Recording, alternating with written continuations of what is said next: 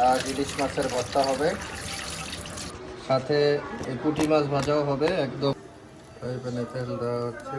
আমরা কিন্তু শুকনা মরিচের গুঁড়া, মরিচ তো ভাজা হয়ে গেছে।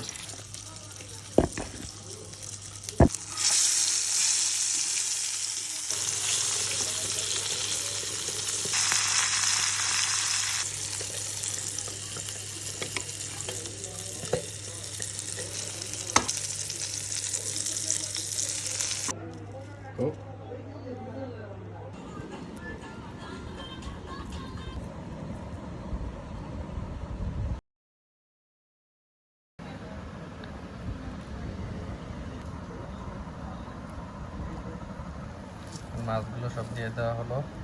যে সরিষার তেল দিয়ে মাছটি ভাজা হয়েছিল সেই প্রস্তুত ইলিশ মাছের লেজের ভর্তা। ভিডিও